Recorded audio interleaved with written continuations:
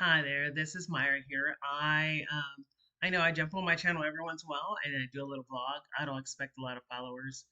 Um, I was just listening to an artist on YouTube talking about how you just got to jump on sometimes and get to talking. Um, that's what I'm trying to do right now. Let's see.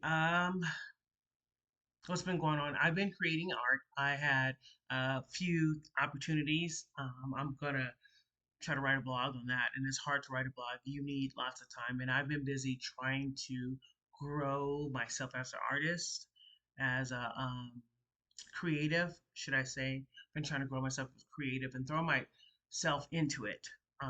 So I haven't had a lot of time, and then in my spare time, I do other things. The artist who's saying just jump on and talk about yourself. So this is me talking about myself. This is just a vlog. So I I probably went over this once before. A creative. I'm gonna call myself an artist, but a creative because I do different things. I'm a multidisciplinary or mixed media, or however you want to say it. I like to dabble in multiple types of mediums when it comes to art. And this all started, I think, I was always in a creative, but I didn't realize my potential, what I could do or what I couldn't do until I had hard times following me. So I become, became, sorry, homeless, or the term I like to use, unhoused. Um, quite a few years ago. And while I was on the streets, I wasn't super creative. All I had was my laptop, which I was really into technology for many and many of years. So that means I spent a lot of time on the computer. And then I got unhoused. I had stuff in storage. I lost everything in storage. That was part of my choice. And I'm not gonna say it like some people you know, don't make a choice or they can't afford it. It's not that I didn't have any income, but I had friends and family willing to help me, and I just um, emotionally I wasn't ready to worry about responsibilities. It was really hard being on the streets. It's really hard thinking about what I was going through. Let's say I had a domino effect of different traumas. The last one was this guy dying on my couch, and he was my boyfriend at the time, and that's what really plunged me down into my despair. And my depression. So, on the streets, it took me a while, and then I finally got housed in these other apartments where a lot of my more recent videos are about me living over there. Or I think my early ones might have been while I was on the streets, but I can't remember. It was a long time ago. I lived there for about 10 or 11 years, and that was a struggle. I went through substance misuse, a lot of issues. I had a lot of depression. I started getting help for myself, and somewhere in that process, always had a sewing machine because I've always sewn. Even when I lost my storage, there was a sewing machine there too. I always had a bike. Um, I have an e-bike. It's sitting on the patio. Needs the flat tire fixed. And then I think I started hanging out with friends and people I met. I started going to this place for the unhoused women and people from the LGBTQ plus LGBT. I'm not going to remember the letters. I always get the letters confused. Forgive me for doing that. My memory's not as great. So I met a bunch of people going to this thing called the Car Project at the Gathering Place here in Denver, Colorado.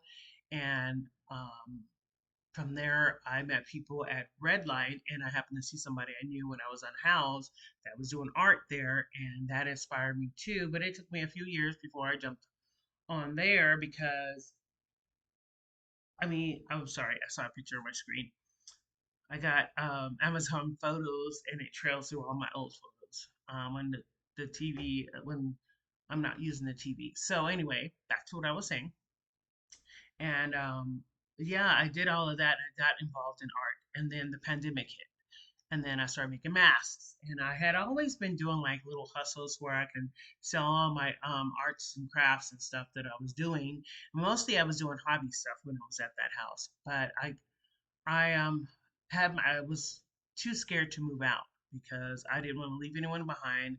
I felt like I could do better, but I didn't want to do better if I had to leave my friends behind, and I was scared to leave my friends behind. So after the pandemic, I started doing more and doing more. I did less interactions with just friends. I did a lot of advocating. I went through recovery from my substance misuse, and I've been doing that side, the crafts, arts and crafts, or whatever you want to call it, hobby stuff, to sell or what have you. So the recovery part took me to different levels to where I wanted to advocate for the unhoused, advocate for the people with substance misuse, and of course, people with behavioral health conditions. And so that's what I've been doing mostly. I spend a lot of time doing that. And then more recently, I think the last couple of years, I realized I need to spend more time for me. So I was sitting on a board, which is for the organizations that got me housed in the first place, which was Colorado Coalition for the Homeless. And being on that board, I did a lot of work, and I was sitting on the that board, which is a consumer advisory board, which is community advisory board, however you want to put it, where it was a board for people who had lived experience. And I've been doing a lot of lived experience type work, like using my experiences while I was unhoused, using my experiences for substance misuse. I haven't had a lot with using my behavioral health because I think behavioral health comes along with both of those, but um, and because of that, I've been behind on doing stuff for myself. So self care had been put aside. Somewhere in there, I got certified as a certified peer specialist, so I could get training and work for the organizations. I was going to try to get a job. But the problem with getting a job was the organizations that you work for, there's parameters and limits of the amount of interactions you can do with the people that need the care, that need the help or assistance. And so that was my real problem. I sat on a podcast, which is from Elevated Denver, and I'll leave their link in case you want to read up on the podcast. Listen to me. I was interviewed the first year and helped produce the second year, and I sit on their advisory board still. And I really enjoyed what they're doing and where their organization's going. I don't know how far or how long they're going to allow me to be a part of it, but I really like what they're doing and where they're going. So I'll leave that information down in the description box below. But I've been doing a lot with them and helping them, and but I haven't been spending enough time in doing good self care, which I've learned over the years through my recovery, through the peer specialist training. I learned that as well. I have a pretty good toolbox for when I have problems and what have you, but I'm not doing enough self care. And part of self care is when you're not feeling well, don't take on any additional things. And sometimes I do that. I have been doing a lot in my art. I want to talk about that. I got a chance to be featured in Neiman Marcus, the actual store in Cherry Creek Mall, and they displayed some art on display. And I wasn't the only one; there was multiple other artists, and I felt so privileged I was to be a part of it.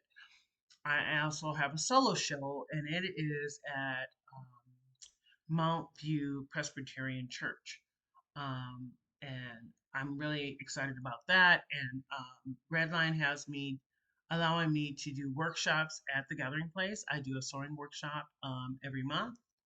Also, I have art on display at St. John's Cathedral here in Denver.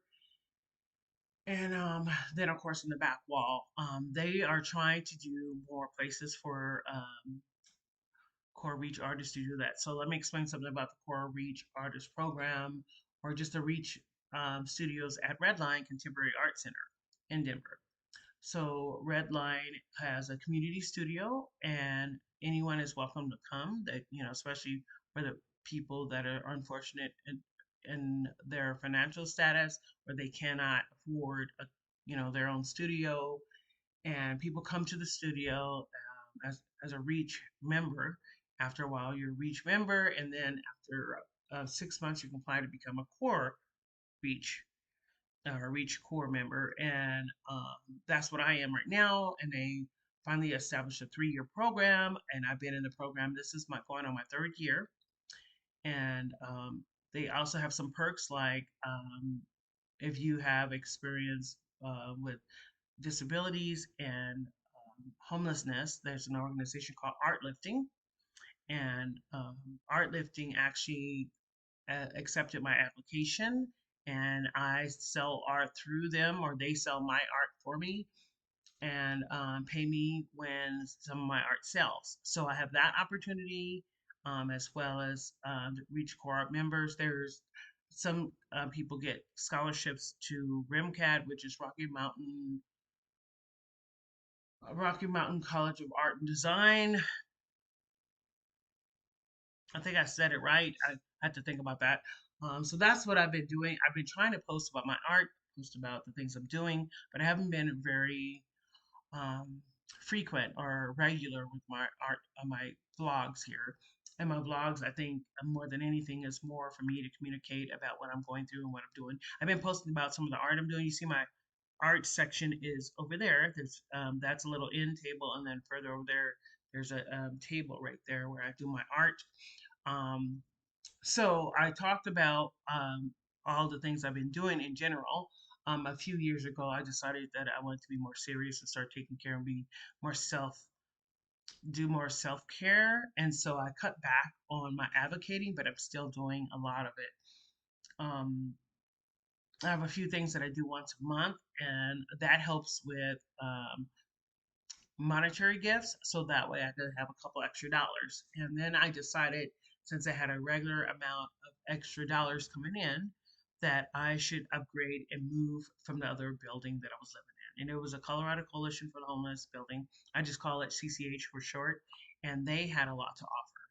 They gave helped me to progress. I had a place to live. It was a nice sized place. I had a nice sized bedroom. It wasn't a walk-in closet, but it was a sliding closet. The living room was kind of small, but I had a full size kitchen and a bathroom with a tub, and I had laundry facilities on site, and I lived near a busy intersection of the city, so I was living great. But that I was living with people that came from the streets, other people that were unhoused, and they would put those people in the building. And a lot of people that come from the unhoused community, when they first move in, it's a time to adapt and realize that you can't do. Sorry, I live near trains now.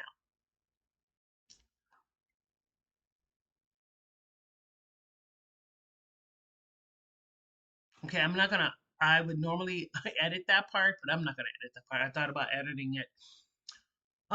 So I was gonna say that they come from the people that live in the building. They come from the streets, and that's who gets housed there. And in the beginning, when they get there, they have to adjust from the different types of communities.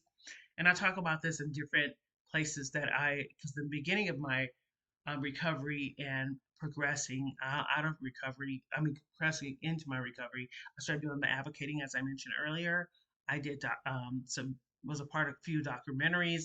So, and that's when I talked about this stuff. But I wanted to say that it takes them time to progress from where they are to a better place, to understand that the new community that they're living in, they have to act like they belong to that community. And being unhoused is a different environment. It's your survival mode. When you're in your house, even though you're amongst the same type of people, you have to respect your neighbors in a different sense, because you can't be screaming up and down the hall, having guests coming in and out, and you got to make sure your guests leave on.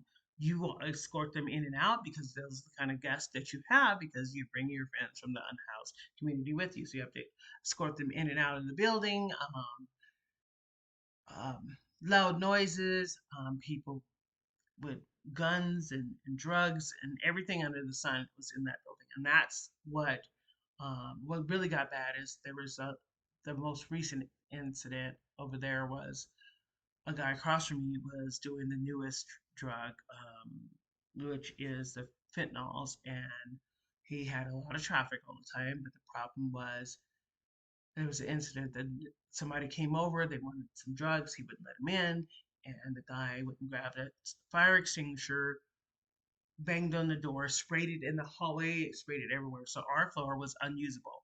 I had to leave my apartment and go outside to stay outside until the fire department was able to come in and clean it up for me to go back in. And that was kind of like my last straw, I think. So CCH gave me an opportunity to put my name on a list to get a voucher, which is a Section 8 voucher. And how theirs work is once I get the voucher, which I did receive, you have to stay somewhere for a year and then it transfers into a regular Section 8 voucher. And so that's what I did. I moved away, and I didn't know how I was going to move. I didn't know where I was going to get the money. But everything worked out, and I moved to these new apartments where these are not just regular apartments. These are a higher level of apartments. I have valet trash. My laundry is in my apartment. I have a big balcony. Um, Plenty of space. I put a tour. I don't know if it's here on YouTube or it's on my social media, but if it's here on YouTube, I will link the video. But it is a tour of the place before I moved in. Now it's still cluttered with a lot of my stuff. I still haven't organized everything. I'm still trying to figure out a system to work this out. But I've only been here since May. Somewhere before I moved in here, I decided to purchase this sewing machine as a part of my business making thing because I wanted to do a lot of sewing and fiber art. And this is a Bernina. It's an expensive machine, and that's an important thing for me to have a machine to sew with. I have a cutting machine here. It's an older cutting machine. It works. That's something I need to take time to learn. Um, I have all this stuff and I want to do things with it. I want to get into my YouTube, making videos more frequently ex- and talking about my process and what I'm going through. But I can't do that if I am not feeling good on the inside. So this vlog today was about how I'm feeling, where I'm going, and what do I think I should do. Um, I just want to introduce myself to you guys again. I've done it a couple times here on the channel, but to let people know who I am, what I do, and why I am on YouTube and why I want to talk on YouTube. I do have an Instagram, but I mostly post photos of my art, and I know I need to learn how to do more interactions with people on Instagram, and I try to reply to people if they make comments. But mostly, I do a lot of my stuff here on YouTube if I want to communicate. So, for the most part, I just wanted to let you guys know what's going on. Like today, I wanted to do some art. I wanted to do some sewing. I'm trying to schedule myself to time to do sewing and do art. I forgot to mention something that happened to me, and this happened a few years back. I had was having fibroids, high fibroids in my uterus, which was causing me to blood loss, and I had to go get a blood transfusion, where they give you more blood. I don't know why I said infusion, but I got more blood. And after that, I realized I needed to do something to where that wasn't going to keep happening. So in that process, what ended up happening was I took a shot to induce my menopause because I'm 53. And so that shot I took for about a year and a half. The side effects is muscle loss. So all the muscles that I had on my arm, you can't see this one. You really can't see this one. But this is the most developed one. You can kind of see it now. But normally this is all muscle, right? But all this is flat.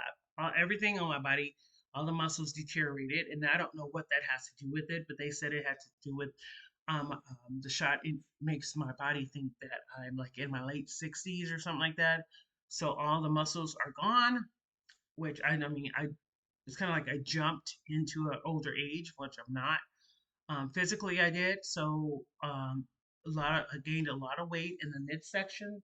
My muscles. If any exercise hurts, I do try to do sit-ups so I can get my stomach to disappear because now I've gained a lot of weight in the midsection. And although I had weight on me before, but I had a lot of muscle there too. So that has caused problems. And I think um, my body is just feeling the side effects from that. So now it's a struggle to have energy, it's a struggle to exercise, it's a struggle to get things done. I feel like I am not doing enough in my life. But then again, like today, there's things I need to be doing today, yesterday, and I don't have the energy. I had a guy that's calling me about my savings account, and he really wants me to come in, and I'm like, I don't want to go. I didn't want to go. He kind of pushed me to go, and I really wasn't ready to go. And I figured I'd schedule an appointment to go see him when I was ready to go. And I tried to go actually today. I scheduled an appointment today at 2 to go set up a savings account. And what happened was I forgot my wallet. That's a side effect. I mean, the old age side effect, I guess. So anyway, back to what I was saying is I'm just trying to talk about what's going on in my life and how I'm feeling. Um, I think that my vlogs are going to be more of updates on how I'm feeling and what I'm doing and when I'm progressing. So I'm gonna try to leave some descriptions down, leave some information down in the description below about the things I talked about that I want to share. I mentioned some organizations. I mentioned some things. I might list them all, or you might have to go and research them. The ones I do list below is the ones I care about you researching. Um, care about you making sure you're able to find it. Um, I am on a limited income. I mean, I would try to make money here and there, but I receive a monthly income from disability because of what happened when the guy died on my couch that I mentioned earlier. I was on the streets, so I applied for Social Security disability, and I was able to receive it. And I still struggle with depression and bipolar and other issues that I'm going through. And it's not easy. I kind of feel like there's some other issues that I haven't researched or run into that could be deterring me from the type of things I want to do because of my personality or some condition that have. I feel like I might have be on the spectrum. My daughter is, and she thought that I showed. A couple people have already told me they thought that they saw signs that I was on the spectrum, but then that just makes it, knowing it makes it okay to have these struggles, but it doesn't change the fact that I'm still struggling with just trying to be um, a normal person every day. And it's really hard to be a normal person every day. So, thank you guys for coming to my channel, listening to me talk about my life story. I don't always talk in a linear way where like start from the beginning and go. Sometimes I jump back and forth. So, forgive me if I've done that. If you guys have any questions about any things I talked about, you can leave it in the comments below. Please, please, please be kind with your comments and your constructive criticism about the things I'm doing. Um, just think about whether if you were going through this stuff, how would you like someone to respond? But I'm not refusing any response. If you're trolling, this is not one of those channels like I'm gonna um, chase you down. I don't get enough people on this channel to worry about trolling. But yes, feel free to leave comments down below. You can like and subscribe if you like the kind of content that I leave here on the channel. And yes, thanks for stopping by my channel. I appreciate excuse me, I appreciate you stopping by. Thanks guys. Bye. Peace.